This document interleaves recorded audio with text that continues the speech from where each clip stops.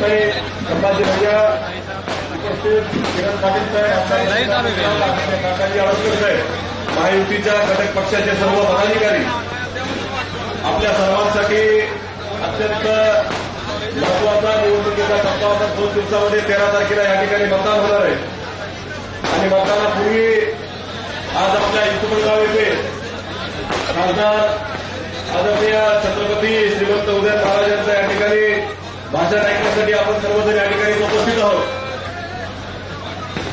गेल्या 1-1.5 तासापासून आपण सर्वजण इथं त्यांची वाट या ठिकाणी बघत आहोत. या प्रचार सभेच्या आधी आदरणीय उदयन महाराजांनी आष्टी मतदारसंघामध्ये या ठिकाणी प्रचार सभा घेतली. ते आपल्या केज मतदारसंघामध्ये या ठिकाणी आलेले आणि ताई आपल्या स्वागतासाठी यापूर्वी आपण येण्याच्या आधी पावसानं सुद्धा या ठिकाणी हजेरी लावून आपल्या सगळ्यांचं स्वागत या ठिकाणी केलेलं आहे. निसर्गानं सुद्धा आपलं स्वागत केलेलं आहे. खरं जर पाहिलं तर ताई युसुफळगावला सभा व्हावी, जिल्हा परिषदच्या प्रत्येक गटाला या ठिकाणी सभा व्हावी, त्या ठिकाणी अशी अपेक्षा लोकांची होती. अनेक लोकांची मागणी होती की आपण चिंचोलीला सभा घ्यावी, बंसवाडीला सभा घ्यावी. पण निवडणुकीमध्ये बऱ्याच सभा बऱ्याच तालुक्यामध्ये झाल्या आणि त्या तालुक्यामध्ये सभा होत असताना आज आपण शेवटची सभा खेड मतदारसंघामध्ये युसुफळगावला या ठिकाणी दिली. माझ्या महत्वाचा निर्णय आपण या ठिकाणी घेतला. 2009ला सुद्धा या युसुफळगावला असताना सुद्धा आदरणीय मुंडे साहेबांना भरपूर असं मतदान या युसुफळगावला या ठिकाणी दिलेलं आहे. त्याचबरोबर 2014ला सुद्धा सुरेश दस उमेदवार असताना त्यांना या ठिकाणी मुंडे साहेबांच्या समोर निवडणूक करत असताना मुंडे साहेबांना भरपूर असं मताधिक्य या ठिकाणी दिलेलं आहे. आणि आताचे जे उमेदवार या ठिकाणी 2019ला होते तेच उमेदवार 2024ला 2019ला सुद्धा भारतीय जनता पक्षाचे उमेदवार आदरणीय खासदार डॉक्टर प्रीतमताईंना सुद्धा आपल्या युसुफळगाव सर्कलमधून या ठिकाणी भरपूर असं मताधिक्य मिळालं. आज आपण या ठिकाणी प्रचाराच्या निमित्ताने इथं आलेलो. तर ह्या केज तालुक्यामध्ये काम करत असताना खासदार प्रीतमताईंनी असेल, आमदार नमिता मंगळांनी असेल, या भागाला जोडणारे सर्व रस्ते असतील, या भागातले दवाखान्याचे प्रश्न असतील, या भागातले पाण्याचे प्रश्न असतील, ते सगळे प्रश्न सुटण्यासाठी अहोरात्र या ठिकाणी गेल्या 5 वर्षापासून सातत्यानं मेहनत केलेली आहे. आदरणीय ताईंना मी सांगू इच्छितो की हे युसुफळगाव हे गाव श्रीरामाची जन्मभूमी आहे आणि श्रीरामाच्या जन्मभूमीमध्ये रामनवमीला आपल्या केज तालुक्यात नाही तर जिल्ह्यातले अनेक लोक रामनवमीच्या निमित्तानं या ठिकाणी इथं येतात आणि श्रीरामाचं दर्शन घेऊन त्या ठिकाणी ते काम करतात. त्या राम मंदिरासाठी सुद्धा आपण युसुफळगावमधल्या 50 लाख रुपयाचा निधी आमदार नमिता मंगळांनी या ठिकाणी दिलेला आहे. पण ही निवडणूक हा सर्व भाग सुद्धा आपण पाहताना की गेल्या 4 लोकसभेच्या निवडणुका पाहिल्या तर 4 लोकसभेच्या निवडणुकीपैकी 3 लोकसभेच्या निवडणुका आणि त्या 3 लोकसभेच्या निवडणुकीला केज तालुक्यातनं या ठिकाणी उमेदवारी असतात. आणि तरी ज्या वेळेस केज तालुक्यातला उमेदवार या ठिकाणी आपल्याला समोर त्या ठिकाणी येतो केज तालुक्यातल्या सर्वांनी वेळोवेळी आपण पाहिलं तर स्वर्गीय मुंडे साहेबांवरती, स्वर्गीय विमलताईवरती या ठिकाणी प्रेम करून आपल्याला या ठिकाणी काम करण्याची संधी दिलेली आहे. आज ताई ही निवडणूक विकासाच्या मुद्द्यांवरती या ठिकाणी बोलत असताना 1-2 गोष्टी आपण बारकाईने या ठिकाणी समजल्या पाहिजेत. आम्ही 1-2 मिनिट आम्ही वेळोवेळी आदरणीय भरभाऊ आदरणीय ताई आम्ही गेल्या 5 वर्षामध्ये अनेक वेळा आम्ही धनंजय मुंडे साहेबांना नेहमी सांगायचो की हा जो उमेदवार आहे हा तुमच्याबरोबर राहणार नाही. आमचे तुम्हाला सांगण्यामध्ये 10 वर्ष गेले तर तुम्हाला ते बरोबर कळालं आणि तुम्ही ते योग्य ठिकाणी मार्ग करता. ही निवडणूक आणि या जिल्ह्याला अनेकदा आपण पिक्चर पाहिला असेल. पुष्पा 1 जो पिक्चर होता, पुष्पा 1 काकाजीच्या काळात पूर्ण झाला होता. आता पुष्पा 2 तुमच्या काळात आला. पण ह्या जिल्ह्याला पुष्पाची नाही तर पंकजाताई सारख्या सिंगमची गरज आहे. आपण या ठिकाणी आपल्या येणाऱ्या पिढीला आपल्या पुढच्या पिढीला जर आपल्याला व्यवस्थित ठेवायचं असेल, निवडणुका येतील, निवडणुका जातील, हे लोक तुमचं आमचं निवडणुकीत भांडवल करतील, पण उद्या तुमच्या चुकाचुकाला कोण येणार आहे, तुमचा विकास कोण करणार आहे, ह्या सगळ्या गोष्टी आपण या ठिकाणी महत्वाच्या लक्षात घेतल्या पाहिजेत. आणि त्यामुळे 13 तारखेला आपण सर्वांनी पंकजाताईला या ठिकाणी मतदान करावं एवढी अशी विनंती करतो. आणि लगेचच प्रवेशाला या ठिकाणी करायचंय. आणि माझे मनोगत संपवतो. धन्यवाद. जय हिंद, जय महाराष्ट्र. या ठिकाणी शरद पवार गटाचे बीड जिल्ह्याचे सरचिटणीस डॉक्टर उत्तमरावजी खडसे आपल्या असंख्य कार्यकर्त्यासह राष्ट्रवादी अजितदादा गटामध्ये प्रवेश करतात. त्यांचे स्वागत आदरणीय धनंजय मुंडे साहेब करतात. त्यांच्याबरोबर तालुका सरचिटणीस चंद्रकांतजी खरात, विशाल चौरे, बाळासाहेब शिंदे,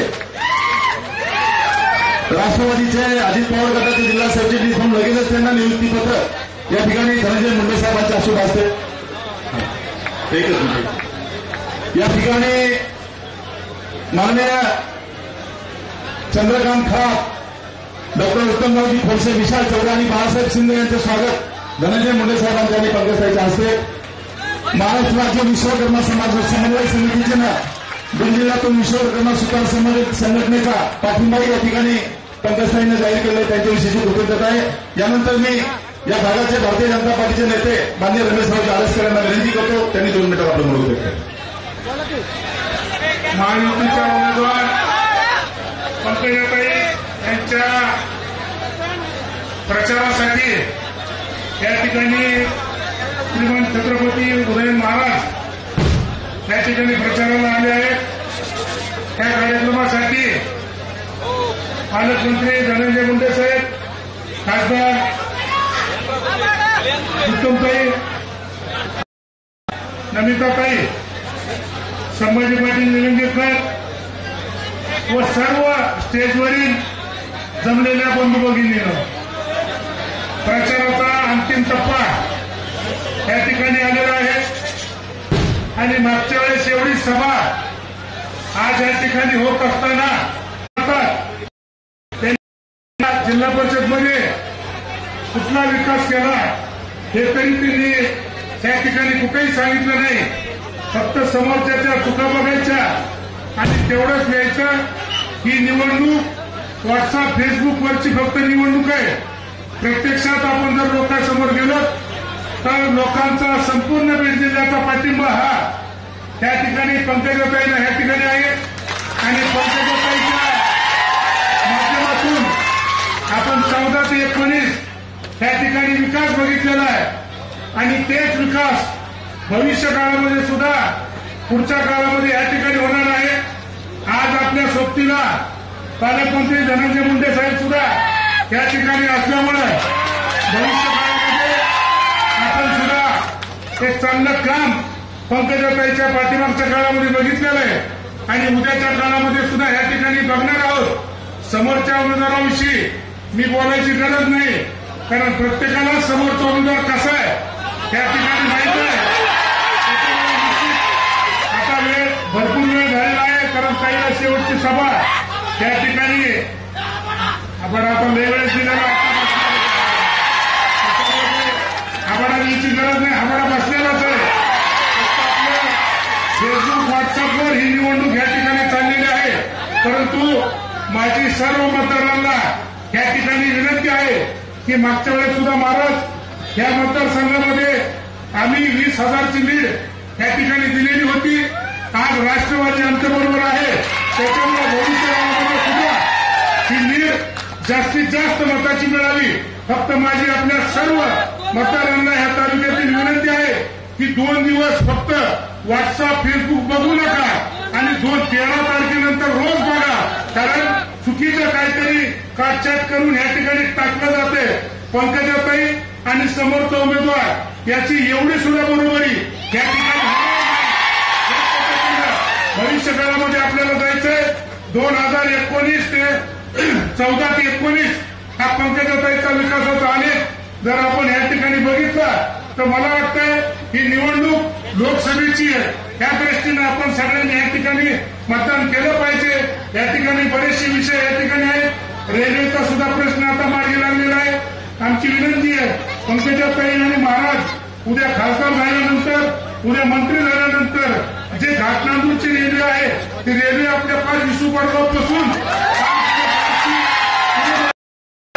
अशा मोठमोठ्या कामासाठीची ही निवडणूक आहे.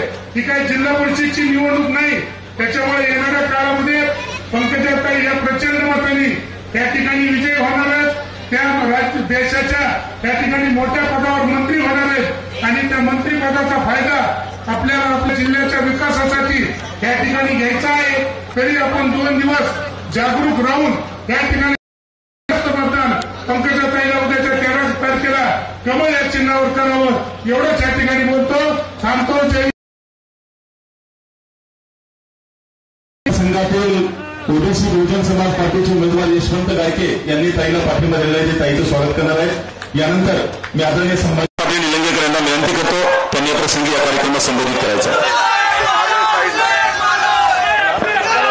जय भवानी, जय भवानी, जय भवानी. छत्रपती उदयनराजे महाराजांना मराठवाड्याच्या वतीने मानाचा मुजरा या ठिकाणी आम्ही सर्वजण मिळून करतो. व्यासपीठावर उपस्थित असलेले माननीय धनंजयजी मुंडे साहेब, राज्याचे मंत्री पंकजाताई मुंडे, आपल्या सर्वांचे लाडके खासदार म्हणायला हरकत नाही आदरणीय प्रीतमताई मुंडे, सन्माननीय व्यासपीठ,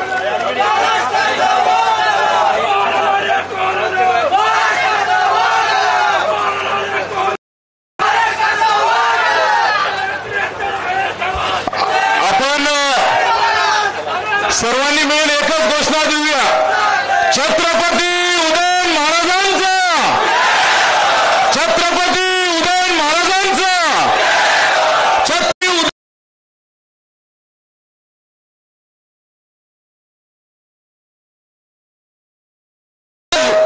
ज्यांना आशीर्वाद द्यायला आले एकदा ताईंसाठी पण विजयाची घोषणा देऊया. पंकजाताई मुंडेंचा, धनुभाऊंचा, सर्वात समोर असलेल्या जनतेचा. मी आपल्या सर्वांना लातूरून इथं येण्यासाठी एवढंच कारण आहे. मागच्या 20 वर्षापासून लातूर जिल्ह्यामध्ये राजकीय क्षेत्रात काम करतोय. राजकीय क्षेत्रामध्ये जे आपल्याला ज्यांनी राजकीय क्षेत्रामध्ये घेऊन आले ते म्हणजे लोकनेते माननीय गोपीनाथरावजी मुंडे साहेब, ज्यांनी आज 20 वर्ष झालं आपण पाहतोय एक मराठा समाजातला कार्यकर्ता त्याच्या पाठीशी निश्चितपणे एक ताकदीने उभा टाकले. असं मीच नसून असे अनेक कार्यकर्ते इथं राजे पण सांगू शकतील. पण मी आपल्या सर्वांना विनंती करायला आलोय, मागच्या सरकारमध्ये आरक्षणाच्या मुद्द्यावर धनुभाऊ या ठिकाणी उपस्थित नाहीये. त्या कमिटीवर सन्माननीय एकनाथजी शिंदे साहेब आणि आम्ही स्वतः त्या समितीवर होतो आणि त्या समितीच्या माध्यमातून आपण आरक्षणाला 10% आपण त्या ठिकाणी मान्यता दिली होती आणि ती मान्यता परत एकदा एकनाथ शिंदे साहेबांनी त्याला परत मान्यता दिलेली आहे. माझी आपल्या सर्वांना विनंती आहे, एकनाथ शिंदे साहेबांनी शपथ घेऊन सांगितले, छत्रपती शिवरायांची शपथ घेऊन सांगितले दिलेलं आरक्षण टिकणार आहे आणि हे वचन एका मराठा माणसाने मराठा मुख्यमंत्र्यांनी आपल्याला दिलेले. त्याच्यामुळे माझी विनंती आहे, जो काही हा मुखवटा असेल याच्यावर आपण सर्वांनी बारकाईने लक्ष द्या आणि येणाऱ्या काळामध्ये विकासासाठी काल आपल्या बीडमध्ये माननीय नितीन गडकरी साहेब आले होते. गडकरी साहेब आल्यानंतर त्यांनी मी पाहिलं त्यांच्या महाराष्ट्रातल्या अनेक सभा पाहिल्यात, पण बीडच्या सभेमध्ये आल्यानंतर गडकरी साहेबांनी सांगितलं की मी महाराष्ट्रामध्ये पंकजा मुंडेंची गॅरंटी घ्यायला आलोय. त्यांनी जे जे मागतील ते गोष्टी देण्याचं काम. गडकरी साहेबांवर विश्वास आहे का नाही?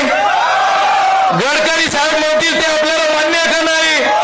तर गडकरी साहेबांनी पंकजाताईंना दिल्लीमध्ये पाठवण्याची विनंती केली आहे, तर आपण सर्वांनी त्यांना दिल्लीत पाठवण्याचा निर्णय करणारच नाही. एवढीच विनंती करतो आणि 13 तारखेला कमळाच्या समोरचं बटन दाबून सर्वात अधिक मतांनी पंकजाताईंना निवडून द्यावं एवढीच विनंती करून माझे 2 शब्द थांबवतो. जय हिंद, जय महाराष्ट्र.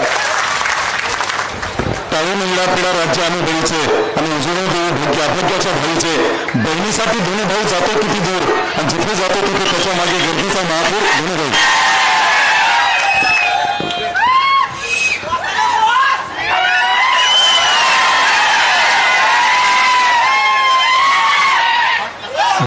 लोकसभा मतदारसंघाच्या आपल्या महायुतीच्या उमेदवार माझ्या भगिनी भारतीय जनता पार्टीच्या राष्ट्रीय चिटणीस चालू झालं का? चालू तर होऊ दे इकडे त्याच्या अगोदर चित्र झालं. माजी मंत्री पंकजाताई गोपीनाथ मुंडे यांच्या प्रचाराच्या निमित्तानं आज युसुफ वडगाव येथे होत असलेल्या या जाहीर सभेला आम्हा सर्वांना, त्यात महत्वाचं म्हणजे आपल्या ताईंना आशीर्वाद देण्यासाठी इथं उपस्थित छत्रपती उदयनराजे महाराज, व्यासपीठावर उपस्थित आपल्या उमेदवार माझ्या भगिनी पंकजा गोपीनाथजी मुंडे, माजी मंत्री संभाजी भैया निलंगेकर, विद्यमान खासदार प्रीतमताई, नमिताताई, रमेश रावजी अरसकर साहेब, व्यासपीठावर उपस्थित सर्व मान्यवर, कारण इथून राजांना आपल्याला परळीला जायचं आणि परळीहून परत राजांना साताऱ्याच्या गादीवर परत बसायचं आहे. गादीवर तर पहिल्यापासूनच यावेळेस खासदारकीच्या बसायचं आहे, म्हणजे बसलात. सन्माननीय व्यासपीठ, आजच्या या सभेला इथं उपस्थित बोलू तर द्या.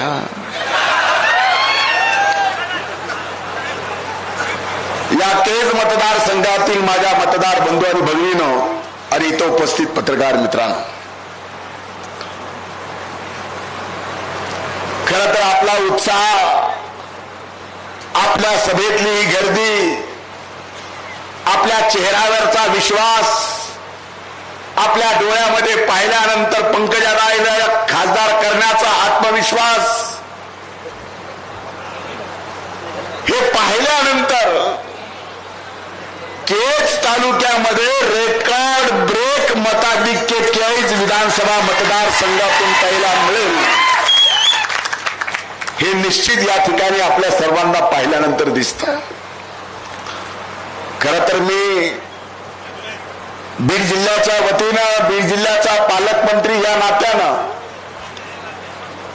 आणि मुंडे कुटुंबातील आता मी मोठा असल्यामुळं राजे आमच्यासाठी आपण इथं आलात, मी आपलं मनापासून या ठिकाणी या बीड जिल्ह्याच्या मातीत, बीड जिल्ह्याच्या जनतेच्या वतीनं सुद्धा आणि माझ्या कुटुंबाच्या वतीनं मी आपलं मनापासून स्वागत करतो. खरं तर ही लोकसभेची निवडणूक आहे, पण या लोकसभेच्या निवडणुकीत विकासाच्या मुद्द्यावर या ठिकाणी निवडणूक लढली जात नाही. मला 3-4 प्रश्न तुम्हाला विचारायचे आहेत, मी जास्त वेळ बोलणार नाही. काही जणांच्या चिठ्ठ्या आतापासूनच यायला चालू झाल्या.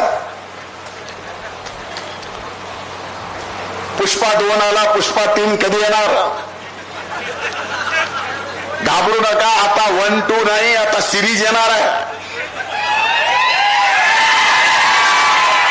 भैया कुठे लक्ष भैया? हा, नेटफ्लिक्सवर काळजीच करायची नाही. पण यावेळेस या लोकसभेच्या निवडणुकीत मी 10 लोकसभा मतदारसंघात प्रचाराच्या निमित्तानं गेलो. 10 लोकसभा मतदारसंघात मी प्रचार केला. विकासाच्या मुद्द्यावर प्रत्येक मतदारसंघात निवडणूक होती आहे, पण एकमेव हा बीड जिल्हा, या बीड जिल्ह्यामध्ये विकासाच्या मुद्द्याला या ठिकाणी बगल दिली जाते आणि जात पात आणि धर्माच्या नावाने या ठिकाणी मत मागितलं जाते. आज राजे इथं का आलेत आशीर्वाद द्यायला पंकजाताईंना? आपल्यापैकी अनेक जणांना माहित असेल, स्वर्गीय मुंडे साहेबांचा आमच्या भावंडावर कधीही जात पात धर्माचं राजकारण करायचा संस्कार नाही आहे. आणि कदाचित हेच सांगायला आज श्रीमंत छत्रपती उदयनराजे आपल्या बीड जिल्ह्यामध्ये इथं आले असतील. पहिल्यांदा राजे माफ करा, त्यावेळेस मंत्र्याला गाडीला दिवा असायचा. तो मंत्रीपद आदरणीय स्वर्गीय मुंडे साहेबांनी आदरणीय छत्रपती उदयन महाराजांना या ठिकाणी दिल्यानं मला या क्षणाला आठवत. तो क्षण मी आठवत नाही, त्या क्षणाला मी आपल्या सोबत होतो. मग मला सांगा की तिथं स्वर्गीय मुंडे साहेबांनी जात पात धर्म काय पाहिला ना. अनेक जाती धर्मातल्या लोकांना स्वर्गीय मुंडे साहेबांनी आपलंसं करून नेतृत्व घडवलं. पण इथं मात्र विकासाच्या मुद्द्यावर न जाता मला कळतच नाही, निवडणूक लोकसभेची आहे, ग्रामपंचायतीची गाव. बरं, त्या बहुरंगाच्या गावच्या ग्रामपंचायतीचं बिलकुलच नाही, त्याच्या गावची आहे का? बरं, असेल कशी आत्ताच पडली.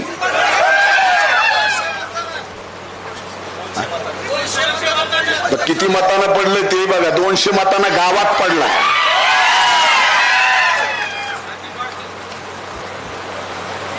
आज देशाची निवडणूक आहे. मोदी साहेबांनी 140 कोटीपैकी 80 कोटी जनतेला या ठिकाणी मोफत राशन दिलं.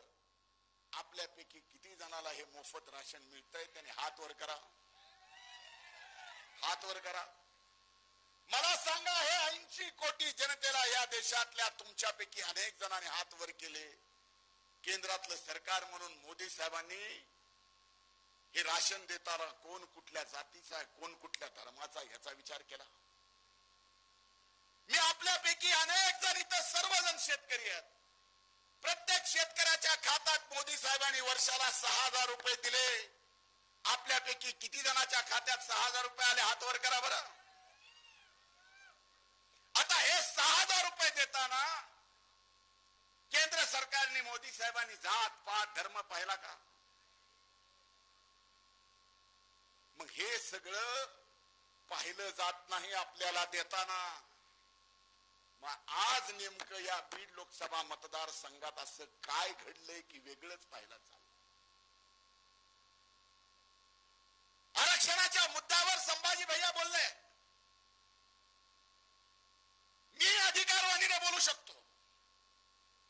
22 वर्ष मीही मराठा आरक्षणाच्या चळवळीतला एक कार्यकर्ता. आरक्षणाचा मुद्दा आता राहिलाच नाही. पहिल्यांदा मागणी होती निजामकालीन दस्ताप्रमाणे या ठिकाणी आरक्षण द्यावं. महायुती सरकारने मागणीचा सन्मान केला, निजामकालीन दस्ताप्रमाणे या ठिकाणी आरक्षण दिलं, प्रमाणपत्र दिले. महाराष्ट्रात सर्वाधिक प्रमाणपत्र 71,000 या बीड जिल्ह्यात मिळाली. सगळ्यात अगोदर जर कुणबीच्या दस्तावर पहिलं कुणबीचं प्रमाणपत्र कुणी घेतलं असेल, असं कुणाला काही म्हणू नका. अतिशय दारिद्र्य रेषाखाली दरिद्रीमध्ये जन्माला आलेल्या एका स्वतःला शेतकरी पुत्र म्हणून घेतोय अशा व्यक्तीने पहिल्यांदा कुणबीचं प्रमाणपत्र घेतलं. त्याच्या जागी माझ्यासारखा असता तर पहिल्यांदा 5-10 हजार माझ्या समाजातल्या बांधवांना ज्यांच्या खिशात 100 रुपये प्रमाणपत्र काढण्यासाठी नाही त्याला दिलं. पण ह्याने काढलं कशासाठी? ह्याला नोकरी पाहिजे होती का? ह्याला कुठं ऍडमिशन घ्यायचं होतं का? काढलं कशासाठी? केच्या खरेदी विक्री संघाच्या निवडणुकीसाठी. प्रमाणपत्र काढलं 14 तारखेला जानेवारीच्या, अर्ज केला 17ला मिळालं. 12 मार्चला या बहुरंगानं इतर मागासवर्गीय मतदारसंघातून उमेदवारी अर्ज दाखल केला. आता नेमकं पवार साहेब आज इथं बीडचा शेवटची सभा घ्यायला आहेत. अनेक वाहिन्या इथं आहेत. आज या ठिकाणी मतदान करताना आरक्षणाच्या बाबतीत आरक्षणातून जे कोण राजकारण करायचा प्रयत्न करतायत त्या सर्व भावांना आणि भगिनींना माझे हात जोडून विनंती आहे, एकदा पवार साहेबांची मराठा आरक्षणाच्या बाबतीत नेमकी काय भूमिका हे बीड जिल्ह्यात स्पष्ट करा आज. अरे आम्ही तर छाती ठोकतो. निजाम का कुणबी भरण्याची जाहिरात लोकसत्ताला निघाली. जर हे खोटं असेल तर बघा. आता त्यांची भूमिका त्यांनी स्पष्ट करावी. खरेदी विक्री संघात अर्ज भरताना तिथं मात्र इतर मागासवर्गीय मला तुम्ही सगळे समजून सांगावं.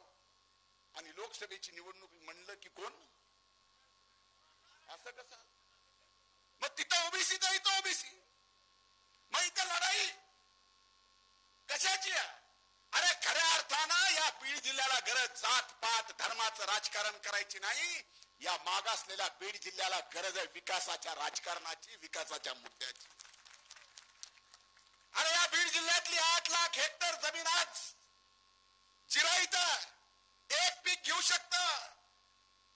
आज या ठिकाणी जवळजवळ 70% या बीड जिल्ह्यातली मायबाप जनता ऊस तोडायला जाते. या बीड जिल्ह्याला सिंचनाची गरज आहे. या बीड जिल्ह्याला रेल्वेची गरज आहे. या बीड जिल्ह्यात मोठ्या उद्योगाची गरज आहे. आज मी या ठिकाणी ताईंना सांगेल, भैया म्हणले होते, भैयानी मला सांगितलं होतं याला अगोदरच ओळखून घ्या. ओळखून सुद्धा काही माणसं सांभाळावं लागतात. मागच्या लोकसभेला तुमच्या दारातही घेऊन आलो होतो. म्हणून माझे आपल्याला या ठिकाणी सांगायचं आहे की या निवडणुकीत 2 नेतृत्वात फरक करा. आज एक जणाने मला चिठ्ठी दाखवली. मी आता आज शेवटची सभा आहे. कदाचित एक दिवस जर जास्त असता तर मागच्या 10 वर्षात आणि ताई आपण पालकमंत्री असताना या बीड जिल्ह्याचा रस्त्याचा आणि सर्वांगीण विकास जेवढा केला त्याच्यात सर्वाधिक कॉन्ट्रॅक्ट कुणाला मिळाले? संतोषराव. आणि ते म्हणते बीड जिल्ह्याचा 10 वर्षात विकासच केला नाही. अरे लेक्या तुझ्या कंपनीवर हजारो कोटी रुपयाचे कॉन्ट्रॅक्ट त्या 10 वर्षात आहेत. आज ती परिस्थिती आहे. म्हणून आज मी आपल्याला हात जोडून कळकळीची विनंती करतोय, आपण सर्वजण छत्रपती उदय महाराजांना ऐकायला या ठिकाणी आलात. पंकजाताईंना आपल्याला ऐकायचं आहे. मी आपल्याला एकच विनंती हात जोडून कळकळीची करतो. एकीकडे देशाला विचारलं तर अख्खा देश सांगतोय की तिसऱ्यांदा प्रधानमंत्री कोण होणार? मग तिसऱ्यांदा प्रधानमंत्री मोदी होणार असतील तर आपल्याला सुद्धा मोदी साहेबांच्या पाठीमाग आपल्या ताईला खासदार म्हणून खंबीरपणानं पाठवावं लागेल. आणि आपल्या बीड जिल्ह्याचा विकास काय असतो हे मागासले पण दूर करायचं असेल, या जिल्ह्याची ओळख ऊसतोड मजुरांचा जिल्हा म्हणून पुसायची असेल तर आता विकासाचं राजकारण केल्याशिवाय पर्याय नाही. म्हणून हात जोडून माझी विनंती आहे, 13 तारखेला आपली लेख अनुक्रमांक 1 पंकजा गोपीनाथ मुंडे चिन्ह कमळ समोरचं बटन दाबा आणि अभूतपूर्व ऐतिहासिक मताने ताईंचा विजय करा ही कळकळीची विनंती करतो. थांबतो. धन्यवाद. जय हिंद, जय महाराष्ट्र. मी आदरणीय पंकजा ताईंना विनंती करतो की आपण आजच्या या सभेला संबोधित करावं. एक कविता होईपर्यंत माझे 2-4 वाक्य भाषण होईल म्हणून मी आले. नमस्कार. केज मतदार संघातील जनता 1 मिनिट त्यांना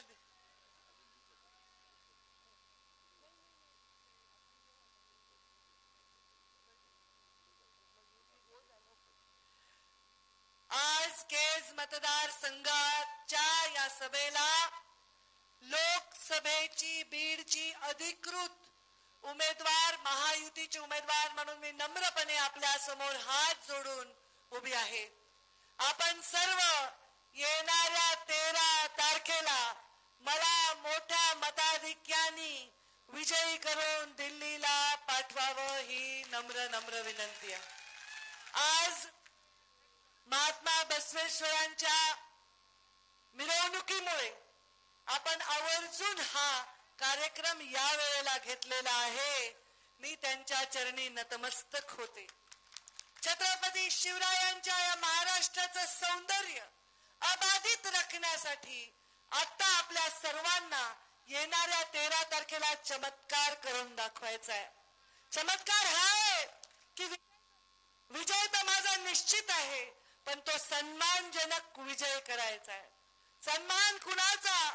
तर सन्मान या महाराष्ट्राच्या पुरोगामी परंपरेचा, या बीड जिल्ह्याच्या आतापर्यंत केलेल्या आगळ्या वेगळ्या पण यशाच्या आणि विकासाच्या पारड्यात पडणाऱ्या निर्णयाचा, सन्मान प्रधानमंत्री नरेंद्र मोदींचा, सन्मान नितीनजी गडकरींना, सन्मान सर्वात लाडके माझ्या आयुष्यामध्ये ज्यांना मी खरंच मनापासून खूप खूप खूप मानते ते माझे बंधू छत्रपती उदयनराजे भोसले यांचा.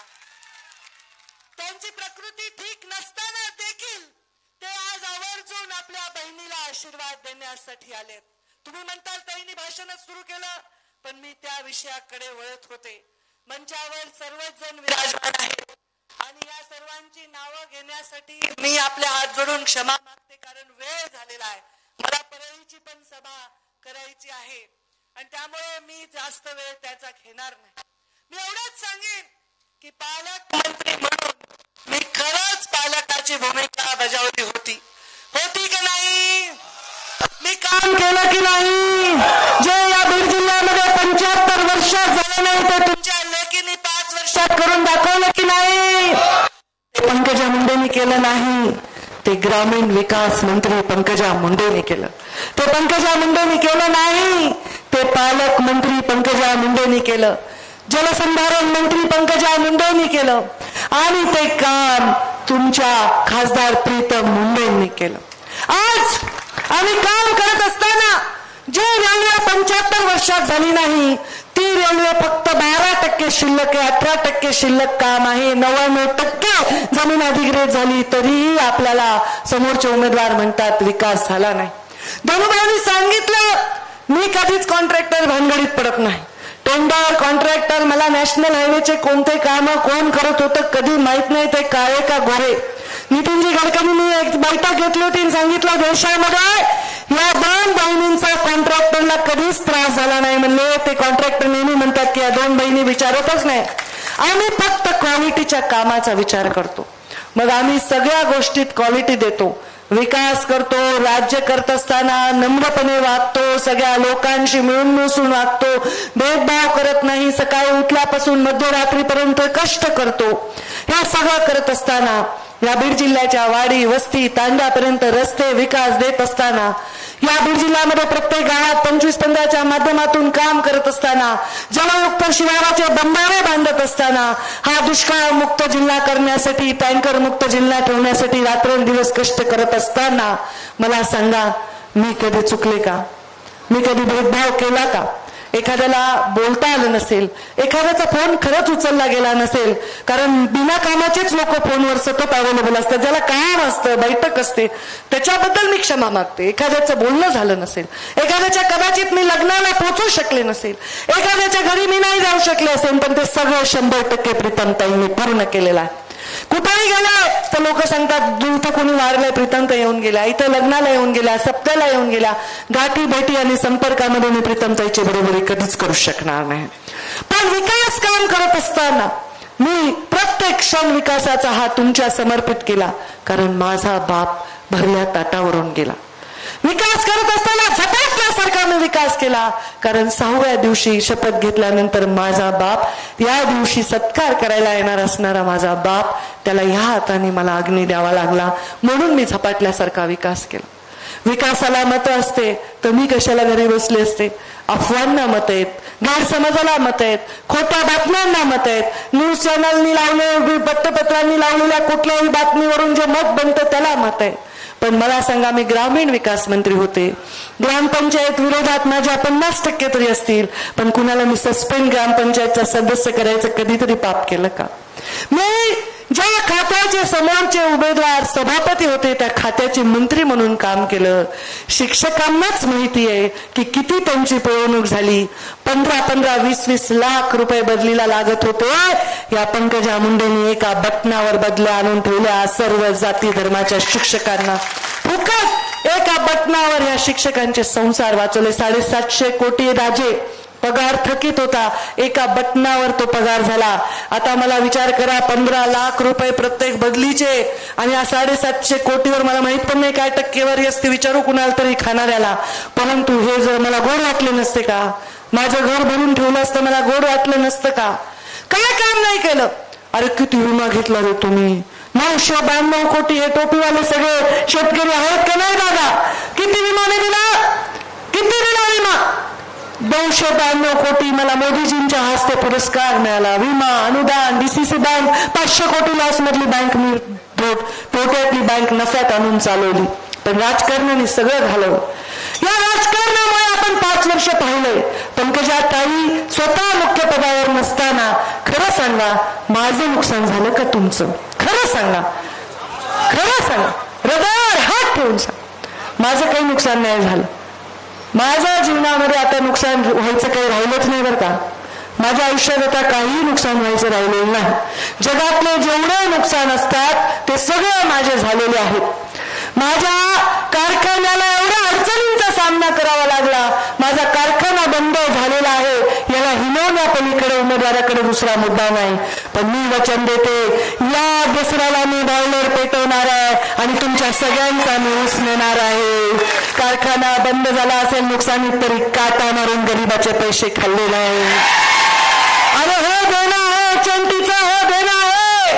खूप कारस्थानाला सामोरे गेली आहे तुमची लोक. सगळं जे काय आहे 1 रुपयाने माझ्या स्वतःच्या अकाउंटमध्ये 2.5 कोटी होते. मागच्या 2 वर्षापूर्वी माझ्या अकाउंटमधून पगार केला. मी कागद दाखवते. स्वतःच्या अकाउंटमधून कारखान्याच्या सहकारी कारखान्याच्या वॉचमनचे पगार करणारी ही एकटीच लेख असेल. कधीच मी पैसा हे माझ्यासाठी मुळच नाही. त्या माझ्या लेकराला आर्यमनला मी सांगितलं, या ऊसतोड कामगारांनी माझ्यासाठी 11 कोटी जमा केले. तुम्ही माझ्यावर कर्ज केलं. मी आर्यमनला सांगितलं, तुझ्या आधी त्यांचा अधिकार माझ्यावर आहे. तुझ्या आधी हे लोक, हे लेकरं यांचं जीवन बदलणं माझं कर्तव्य. मला लोकसभेला जायचं अशी काही मी कुठे अर्ज घेऊन गेले नव्हते उमेदवारी मागायला 10 ठिकाणी. मला माझ्या नेत्यांनी आदेश दिल्यामुळे मी उभी राहिलोय. माझी इच्छा होती प्रीतमताईची हॅट्रिक व्हावी, पण मला माहित नाही नियतीची काय इच्छा होती. राजे 4 तारखेला मुंडे साहेबांचा अंतिम संस्कार मी केलाय.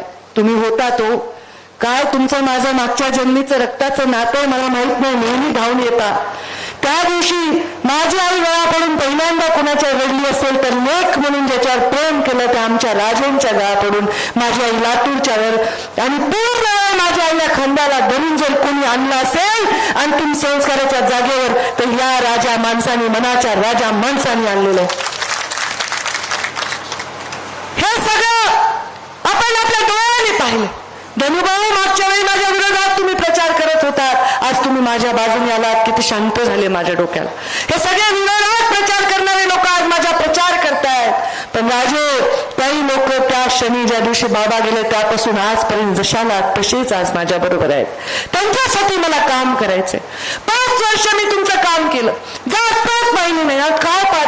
काय प्रचार चाललाय? का ऍफिडेव्हिट करून दिले का समोरच्या उमेदवारांनी म्हणून त्याला कशी मतं पडतील आणि मला का नाही पडत? मी गेले का कुठल्या मंचावर जातीच्या दिल्या का शिवाय मी कोणाला नाही? अरे पण तुम्ही तर राजकारणामधून निवृत्त किंवा बाजूला राहायचं ठरवलंय. हळूहळू हा प्रचार कधी कधी मला वाटायला ह्या समोरच्या उमेदवारीच्या पारड्यात पडण्याचा प्रयत्न चाललाय का? काय मतदान नाही करायचं? अनेक लोकांनी, काही लोकांना या राज्यामध्ये सतत निवडून दिलंय. मग काही लोकांनी एखाद्या वेळी सत्तेत झालं तर काय बिघडतंय? अनेक राज्यामध्ये मी खासदारांच्या प्रचाराला गेले. सर्व मराठा समाजाचे खासदार आहेत. काही तुम्ही आला तर सीट पक्की म्हणतात. मग एखाद्या मराठा समाजाच्या वर्गाने या खासदाराला बनवलं तर काय बिघडलं? ज्याला आतापर्यंत मंचावर एकही माणूस असा नाही ज्याला पहिल्यांदा गुलाल मुंडे साहेबांनी लावला नाही. ते मी उपकार काढू शकत नाही, माझी तेवढी पात्रता नाही, माझं बोलणं काम पण नाही. पण जात पात धर्म हे कधी होतं? पहिलं पक्ष होते. काँग्रेस आणि भाजपची लढाई होती, राष्ट्रवादी भाजपची लढाई होती. कोणीही मग गडकरी सारखा माणूस सुद्धा देशाचा एवढा मोठा मंत्री होऊन एवढा विकास केला, जातपात पाहिजे असती तर कसं झालं असतं? या देशामध्ये 2च खासदार होते भारतीय जनता पार्टीचे, सर्वांना बरोबर घेऊन आज सगळ्यात मोठी पार्टी जगातली झाली आहे. आज आमच्या या पार्टीमध्ये मला कळत नाही की पार्टीची आणि विचारधारांची निवडणूक कधी जातीवर गेली. आम्ही यांना खासदार केलं, आम्ही त्यांना आमदार केलं असं बोलायला लोक कधी लागली? लोकांनी गुणांवर निवडून द्यावं, जातीवर निवडून द्यायचं नाही. माझ्याही लोकांनी निवडायचं. माझ्या ज्या समाजात माझा जन्म झाला, मुंडे साहेबांचा झाला, त्या समाजात 10 लोक नेते झाले असतील, पण का मुंडे साहेब एवढे लोकांच्या हृदयात राहिले? त्यांच्या गुणांमुळे. जर मी आहे, प्रीतम आहे, धनु, आम्ही सगळे एका मंचावर आहे, पण काय असं वेगळं आहे प्रत्येकामध्ये? का माझ्यावर जास्त काकणभर तुमचं प्रेम असेल, कोणाचं प्रीतम ताईवर असेल, कोणाचं धनु? का आपल्या गुणांवर प्रेम असतं. 5 वर्ष कुठल्याही पदावर नसताना देखील एकही माणूस मला सोडून गेला नाही. का? कारण मी कुणाची रुपयात चहाच्या कपात सुद्धा मिळली नाही. मी कधी आता आमचे कर्तव्य वकील आले, थोडे रुसले होते ते, आणि पुन्हा ते आरक्षणाच्या चळवळीत पुढे गेले होते एकदम. हे सगळे त्यांची टीम आली आहे. त्यांनी म्हणले ताई काल रात्री म्हणले आम्हाला तुमच्यावर काम करायचं, आम्ही मुंडे परिवाराशिवाय कुठेही काम करू शकत नाही ताई. आम्हाला वाटलं होतं काहीतरी वचन समोरचा उमेदवार देईल, त्यांचे नेते देतील ताई, पण त्यांनी तर आम्हाला काहीच वचन नाही दिलं. मग ते आरक्षणाच्या मुद्द्यावर मतं मागलं नाही तर जातीच्या मागत असेल तर आम्हाला जेव्हा आमचा ऊस जाळावा लागला होता तेव्हा आमच्या मुंडे साहेबांनी आमचा ऊस नेला होता. ताई तुम्ही फक्त कारखाना सुरू करा. हो आम्ही करू. आता आडसकर साहेब आहेत मंचावर. साहेब म्हणते मी आमचे संभाजी पाटील आहेत, सॉरी मला वेळ घालवायचा नव्हता म्हणून आपलं मुद्द्याला सुरू केलं. हे सगळे प्रचारासाठी माझ्या आलेले आहेत. आमचे उमेदवार राहिलेले आमचे किरण पाटील विधान परिषदला उभे होते, त्यांच्यासाठी मी पूर्ण विधान परिषदला प्रचार केला. त्या आज याच मंचावर आहेत. काय केलं मी त्यावेळी? काय केलं नाही का? म्हणलं पाटील उभे आहेत म्हणून प्रचार नाही करायचा, असं थोडीच आहे. संभाजी पाटील यांच्या मातोश्रीला पहिल्यांदा तिकीट मुंडे साहेबांनी दिलं. संभाजी पाटील यांना काँग्रेसमधनं आणून पहिल्यांदा तिकीट मुंडे साहेबांनी दिलं. युवा मोर्चाचं अध्यक्ष केलं. खूप माया लावली या परिवाराला. हे सगळं कसं झालंय असं? हे व्हायला नाही पाहिजे. मला तर आता प्रचार एवढ्या पातळीवर घसरला की एका माणसाने तर सांगितलं की या मतदारसंघाच्या दक्षिणेला परळी आणि दक्षिणेला परळी म्हणजे परळी लंका आणि शूरपण खाय म्हणे. मी शूरपण खाय राक्षस आहे मी. काय केलं मी असं? हे शब्द तुमची भाषा ही आम्हाला बोलायची, तुच्छ बोलायची. कोणत्या माझ्या मराठा बांधवांनी सांगा मी शूरपण खाय ही बोलायची पद्धत आहे. तुमच्या लेकी आहेत, घरामध्ये नाती आहेत, या माझ्या मावल्या बसल्यात, ही भाषा आहे तुमची. अरे तुम्ही विसरलात या देशाच्या दक्षिणेला लंका म्हणणाऱ्यांना. तुम्हाला लंका दिसते कारण तुमच्यामध्ये रावा नाही. या देशाच्या दक्षिणेला काशी आहे. काशी विश्वनाथ आहे. त्या काशी विश्वनाथाच्या अंगणात अन्नपूर्णा देवीचं मंदिर आहे. मला तुमच्या अन्नपूर्णेची भूमिका निभावायची आहे. मला जर आलं तर तुमच्या दारात लक्ष्मी म्हणूनच यायचं आहे. मी काही अवलक्षण करणारे माणूस नाही. मी जिथे जाईन तिथे विकासच करेन. पण काय ही पद्धत आहे? माझ्या बापाचा 40 वर्ष राजकारणात झिजले पण कुणाला एकेरी शब्दाने बोलले नाही. अजूनही मी समोरच्या उमेदवाराला कधी एकेरी शब्दाने, लोक काही टीका करून, मी कधी माझ्या शत्रूवर देखील टीका केली नाही. कधी मी कुणावर हिलवलं नाही, जातीवाचक बोलले नाही. हे सगळं तुम्हाला डोळ्याला दिसत नाही. या बीड जिल्ह्याच्या विकासाला मोठी मोल करण्याचं काम जर कुणी करत असेल तर ते तुम्ही करू नाही दिलं पाहिजे. मी निवडूनच येणार आहे. ज्यांना मतं नाही द्यायचे सांगितले त्यांचे मतं नाही मिळाले तरी निवडून येणार आहे. पण माझी इच्छा आहे की माझ्या गुलाल लावलेल्या यात्रेमध्ये, माझ्या निवडणुकीमध्ये सर्वजण आनंदाने गुलाल लावून यावे. तेव्हाही छत्रपती तुम्हालाच आम्ही गुलाल लावून बोलवू. त्याच्या आधी आम्हाला तुमचा निकाल आजच पक्का झालाय. तुम्ही खासदार झालेच आहेत. आता मी दिल्लीला तुमच्या बरोबर आहे आणि तुमच्या पत्नी माझ्या फार खास मैत्रीण आहेत, त्यामुळे त्यांना खूप टेन्शन आलेलं आहे. मी म्हणलं मी दिल्लीला येणार आहे आणि मग भावाला मी खूप म्हणजे हक्काने म्हणणार आहे, हे खा ते प्या. सकाळपासून पाणी नाही पिलं त्यांनी. ते म्हणजे ताई तुम्हाला बघितलं माझं पोट भरलं, तुमचा विजय बघितला माझं पोट भरलं, मी मनाने नाही सांगायले. हे आज आले तसं दर निवडणुकीला राजे येतात साहेबांपासून, ही परंपरा आहे. अरे त्यांच्या घरात मी गेले, छत्रपतींच्या मंदिरात माझ्या हाताने त्यांनी देवाची पूजा केली. कुठल्या जगातील बीड जिल्ह्याचे लोक. अरे माझ्या राजांच्या मी महालात गेले तर त्या एका भिंतीवर गोपीनाथ मुंडेचा फोटो लावलेला आहे त्यांच्या सोबत. अरे हेच खरे छत्रपतींचे विचार आहेत. छत्रपतींचे हेच खरे विचार घेऊन जे इथे आले ते आम्ही सगळ्या जाती धर्माचे माणसं आहेत.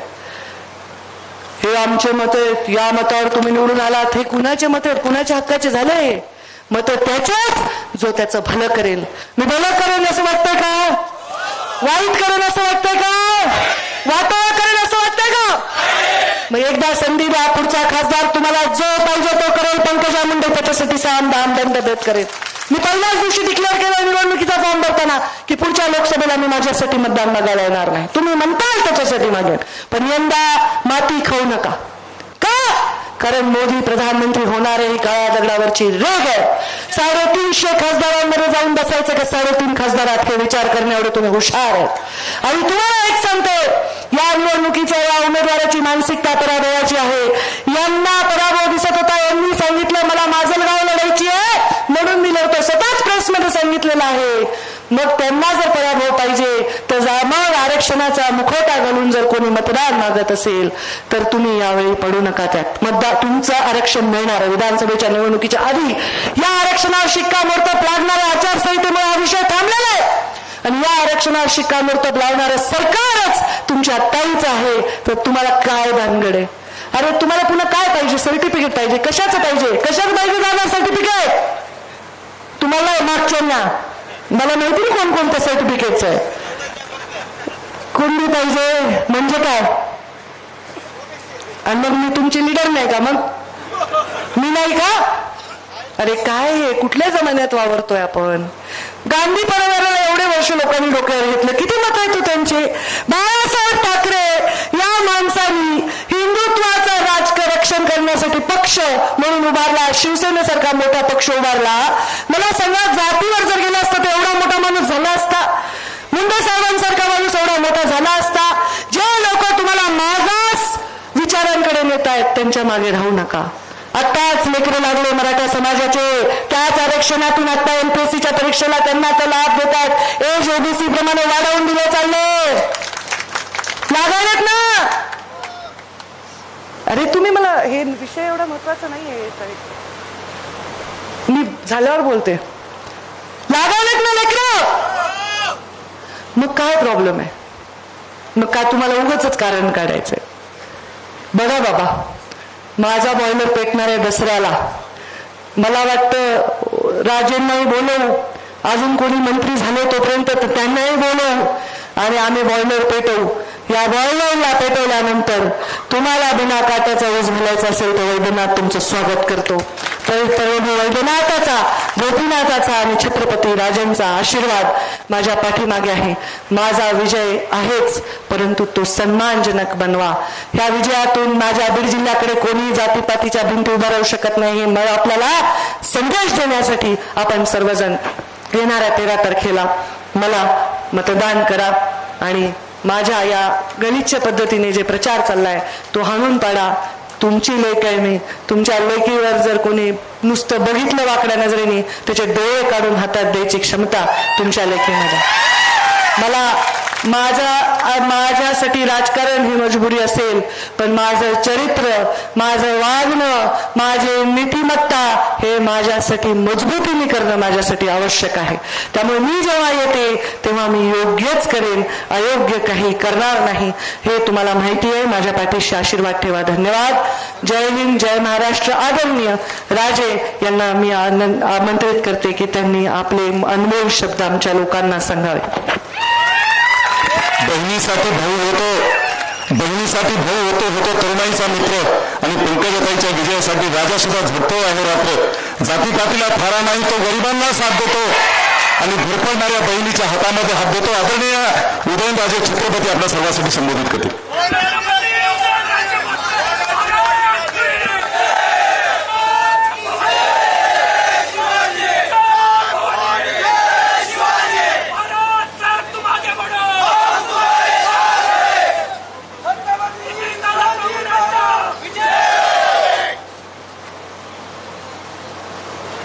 आता बोलू का?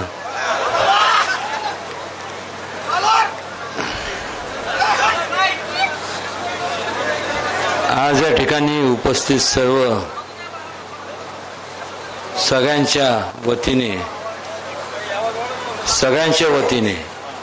व्यासपीठावरती उपस्थित सर्व मान्यवरांच्या वतीने, लोकशाहीतले आपण सर्व राजांच्या वतीने, छत्रपती शिवाजी महाराजांना, बसवेश्वर महाराजांना आणि ज्यांची दररोज आठवण येत नाही असं गोपीनाथ मुंडे साहेबांना मनापासून विनम्र अभिवादन करतो. व्यासपीठावरती सर्व मान्यवर, कारण की पंकजाताईंना पुढच्या सभेला जायचं, मी माफ करा, आजी माझी सर्व आमदार खासदार आपण सर्व एक लक्षात घ्या, फक्त कोण काय बोलतंय ह्याच्यापेक्षा स्वतः, आता तुम्ही मतदार आहात, तुम्ही सज्ञान आहात, मग आज एक विचार केला पाहिजे की जेव्हा आपण मतदान करतो, एक लक्षात घ्या, वेळ कधी थांबत नसते. जसं समुद्राच्या लाटा तुम्ही थांबवायचा प्रयत्न केला तरी थांबत नसतात. पण एक होत चुकीचा निर्णय जर घेतला तर काय होतं? आज मला सांगा, त्यावेळेस, त्या काळात, ज्या वेळेस स्वातंत्र्य मिळालं, त्या काळात विचार करा, आज जे इथं ज्येष्ठ आहेत, कधीतरी तरुण होते ना, ते आपल्या आई वडिलांच्या वयाचे आहेत, त्यावेळेस जर योजना त्या काळात जर राबवल्या गेल्या असत्या तर आज सुद्धा हे कुठल्या उंचीला गेले असते. आणि त्यामुळं का नाही झालं त्यावेळेस? मी एवढं म्हणजे अत्यंत एवढे जवळनं खूप पंतप्रधान बघितले. जसं आता इथं पंकजाताई म्हणा, प्रीतम, ह्या ज्यांच्या शेजारी बसलो, असे खूप अनुभव घेतले. पण प्रत्येकाने छत्रपती शिवाजी महाराजांचं नाव घेतलं आणि काय केलं? कधी विचार केला आपण? कधी करणार तुम्ही? उशीर कधीच नसतो.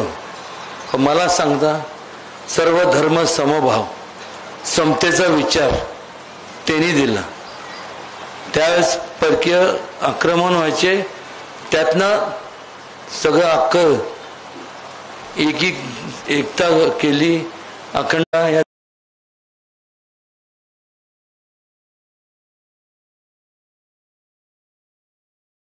महाराजांनी स्वतः विचार केला नव्हता की माझं कुटुंब म्हणजे काय, माझी मुलं आणि बायको, नाही. त्यांनी समाजाला कुटुंब मानलं होतं. आणि तेच तुम्हाला सांगतो, मुंडे साहेबांनी समाजाला कुटुंब मानलं आणि त्याच ह्या कुटुंबातले आहेत.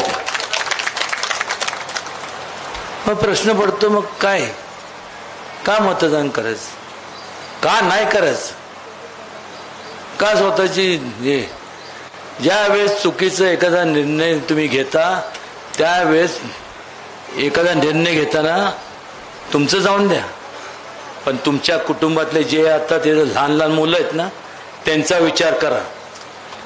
कारण की सांगतो, एक चुकीचा निर्णय तर घेतला आणि विकास कामं झाली नाही तर ते उद्या आपल्याकडे बघितल्यानंतर ते काय म्हणणार? उद्या आपण म्हणतो ठीक आहे, राजकारण हे ते जाऊन द्या, सेकंडरी आहे, त्याला भीक पण घालत नाही. पण उद्या जेव्हा तुमची मुलं मोठे होतील त्यावेळेस तुम्हाला विचारणार की तुम्ही का असं केलं नाही. तुमची मान शर्मेने अशी खाली जाता कामा नये. त्या लोकांचं कुटुंबाचं आयुष्याचं कोट कल्याण करायचं तुमच्या हातात आहे. कारखाने असे लय कारखाने बघितले, पण मुंडे साहेबांनी त्यावेळेस, तुम्हाला सांगतो एक किस्सा सांगतो फक्त. मी त्यावेळेस इथं जे तुम्हाला जे पाणी मिळणार ना, मला वाटतं स्थिरीकरणामुळं मिळणार ना भीमा, त्या नद्या सह्याद्रीच्या डोंगरात कुठं माझ्या मतदारसंघात, तिथनं त्यावेळेस मी गेलो. एखादं दुसरं असतं तर काय म्हणत असतं, एक पण आमदार नाही तिथलं, एक पण खासदार नाही, कशाला पैशाचे. 12,500 कोटी रुपये त्यांनी त्यावेळेस त्या स्थिरीकरणासाठी त्यावेळेस दिले होते. कृष्णा खोरे विकास महामंडळाची संकल्पना मांडली. आज त्याचं तिथं दुष्काळी भाग जिथं रखरख होती, आज हिरवगार. आणि तसं हिरवगार ह्या ठिकाणी झालं पाहिजे. तुम्ही खूप तुमची प्रगती झाली पाहिजे. आज मी आहे उद्या नाही, मग काय करणार. भाषणं बोलायला सोपे असतात, पण कर्तबगारी आणि मनापासून तुम्हाला वाटतंय, विश्वास आहे पंकजांवरती. मला सांगा, आयुष्य या माणसाने वेचलं. त्यांची मुलगी, ती तुमची मुलगी माझी बहीण आहे, तिला नाही आशीर्वाद द्यायचं तर कोणाला द्यायचं. नाही तर सांगा, तुम्ही कधी शेवटच्या 3 महिन्यात आपण म्हणतो ना, एखादं ग्रामपंचायतचं सदस्यपद आहे ना, त्याला सांगा बघू राजीनामा द्या म्हणून, देतो का? तो म्हणणार 2 मिनिटं आलं, ते तंबाखूमुळे तिकडे झालं, ते पाहुणे आले 2 मिनिटं आलं, तो कधी सापडतच नाही. पहिल्या 3 महिन्यात का दिला? कारण की मला पटले नाही. परिणामाची कधी मी मुभा केली नाही आणि कधी भीक घातलं नाही. एक सांगतो, माझ्या गळ्यात शपथ आहे तुम्हाला सगळ्यांना, नाही तर मग अशी जर पंकजांना जर नाही करायचं, निवडून द्यायचं, तो कोणाला देणार? नाहीतर साताऱ्यातनं आहे असं उभं केलं असतं असं. आज मला सांगा, आज आपल्याला कळायला पाहिजे. अहो, ह्यांना पण माहित नव्हतं, मुंडे साहेबांनी मला सांगितलं. यांचं कुलदैवत म्हणजे आमचं देवस्थान शिखर शिंगणापूर, तिथनं इथं आले मुंडे साहेब. जेव्हा तो कळस बसवायची वेळ आली, मी म्हणलं तो कळस फक्त म्हणलं मुंडे साहेबांच्या हातानेच बसवणार. तेव्हा मीटिंग होती, म्हणलं मीटिंग मला काय माहित नाही, म्हणलं तुम्ही आलाच पाहिजे.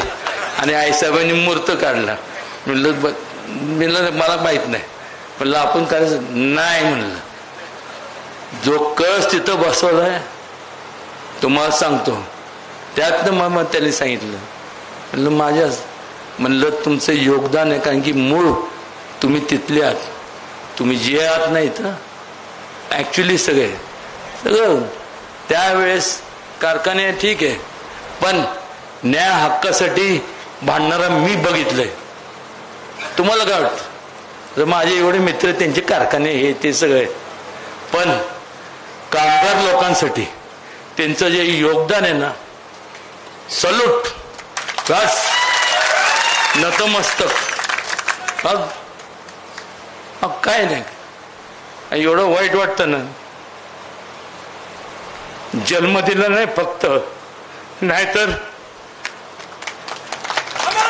त्यांनी जे प्रेम दिलं ना, बस एक वडीलकीच्या नात्याने, एक मित्राच्या नात्याने, थोरल्या भावाच्या नाते, कुठल्या हिशोबाने मी बघतो. मी पंकजाला पण सांगितलं, म्हणलं तुम्ही या, म्हणलं फोटो लावलाय, सगळ्यांच्या माझ्या काळजात आहे, तुम्ही सांगा फक्त तुमच्यासाठी पंकजा आणि संपूर्ण प्रीतम सगळे धनु विनोद सगळे आम्ही सगळे कार्यरत राहणार. इलेक्शन होत राहतं 5 वर्षानंतर. ही लोकशाहीतली प्रक्रिया आहे. काय 5 वर्षानंतर इलेक्शन होतं, पण 5 वर्षाचा कालावधी छोटा कालावधी नाही. योग्य त्या माणसाला व्यक्तीला तुम्ही निवडून दिलं तर चांगलं हे होणार, नाही तर मग काय, मग आपण विचार करत असतो आपण असं केलं असतं तर बरं झालं असतं. मग पश्चाताप करण्यापेक्षा आहे ना, विचार करा तुम्ही आणि विचार एकच ठेवा,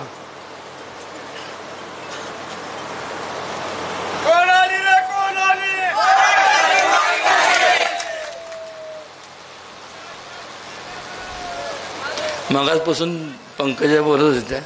मी विचार केला, म्हणलं मी उमेदवार आहे का त्या उमेदवार आहे. मी आवडूच प्रीतमला म्हणलं एवढा मोठा नाही मी, तुम्हाला सांगतो कधी पण हाक मारावं, देवा शपथ, ऑलवेज.